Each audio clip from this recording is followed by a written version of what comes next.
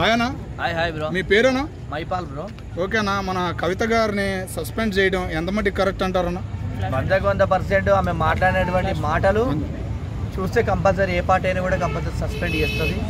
ఎందుకంటే కవిత గారు ఎవరండి? కోర్టా, పోలీసులా, సిబిఐయా, ఏమన్నా ఆమె ఇష్టానుసారము ఆమె హైలైట్ కావాలని చెప్పేసి హరీష్ రావు గారు ఇట్లా చేసిర్రు, సంతోష్ రావు ఇట్లా చేసిందని చెప్పేసి ఎదుటి వ్యక్తుల పైన ఒక నిర్ధారణ లేనిది అట్లా మాట్లాడడం ఒక హోదాలో ఉన్నది సరికాదని చెప్పి తెలియజేస్తున్నాను. ఓకే సార్, అట్లాగే ఇప్పుడు మరి ఆమెని సస్పెండ్ చేయడం కరెక్ట్ కాదని చాలామంది అంటున్నారు. మరి ఇది కుటుంబం కలహారం పార్టీకి తగిలిచ్చారా, ఎట్లా ఏంది సార్? అంటే ఆమె మాట్లాడినటువంటి మాటలు సరే, కొంతమంది ఆమెకు సంబంధించిన వాళ్ళు ఓకే అంటారు, కానీ ఎలక్షన్ టైం ఇది, sarpanch, MPTC, ZPTC, councillor elections ఉన్న సమయంలో నువ్వు ఇష్టానుసారం పార్టీ కోసం మాట్లాడితే నువ్వు ఎంత బిడ్డమైనా కూడా ఇలా పార్టీని ఒక పార్టీ రన్ చేస్తున్నప్పుడు వాళ్ళ కొడుకు తప్పు చేసిండా, బిడ్డ తప్పు చేసిందా అని చెప్పి అక్కడ సహించరు. అక్కడ ఉన్నటువంటి కార్యకర్తల జీవితాలు పణం పెట్టి పార్టీ కోసం పనిచేసి ఇలా పార్టీని 2 సార్లు అధికారం తెచ్చుకున్నటువంటి కార్యకర్తల మనోభావాలు దెబ్బతీసినట్టే.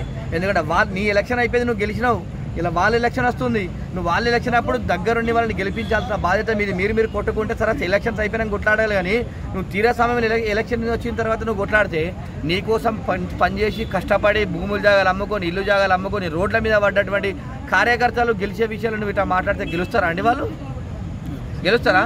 వాళ్ళని కూడా చూసుకోవాలి కదా. అంటే నీ నోటికి ఏదొస్తుంది మాట్లాడము, నాకు పదవి ఉంది కదా, నేను ఎంపీగా చేసిన కదా, నేను ఎమ్మెల్సీ ఉన్నాగా అని చెప్పేసి నీ పదవిని నువ్వు అనుభవించుకుంటే మీకోసం అట్లా కష్టపడేటువంటి కార్యకర్తల జీవితాలకు నాశనం చేయదు కదా. కార్యకర్తలు ఏంది ఇలా నువ్వు గెలుస్తుంటివా ఇలా నిజామాబాద్ పార్లమెంటుకు? ఇలా కార్యకర్తలు ఏంది అదే సర్పంచులు, ఎంపీటీసీలు, కౌన్సిలర్, జెడ్పీటీసీలు నీకు ప్రజల ద్వారా గెలిచిన ఎంపీటీసీలు నీకు ఓటేస్తారు కదా, ఇలా నువ్వు ఎమ్మెల్సీ అయినావు. ఇలా నువ్వు అలాంటి ప్రజల కోసం కష్టపడ్డ కార్యకర్తల మీద నువ్వు అట్లా మాట్లాడే వాళ్ళ మనోభావాలు దెబ్బతిని తెచ్చి నువ్వు పార్టీలకి సస్పెండ్ చేయకుండా ఏం దగ్గర పెట్టుకుంటారా?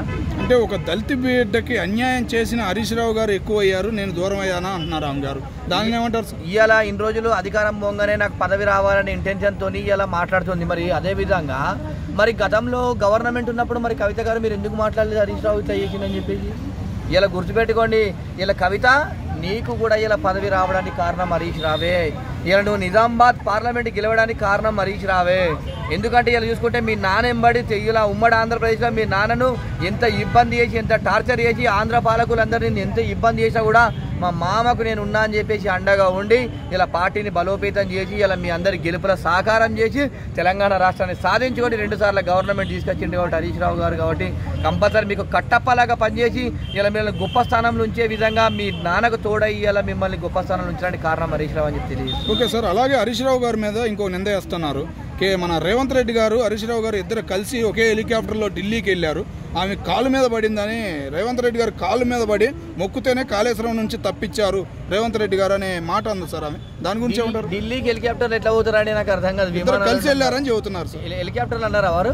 అన్నారు సార్. హెలికాప్టర్ల కవిత గారు హెలికాప్టర్లో ఢిల్లీ పోతారా అండి? మీరు ఒక మాట చెప్పండి.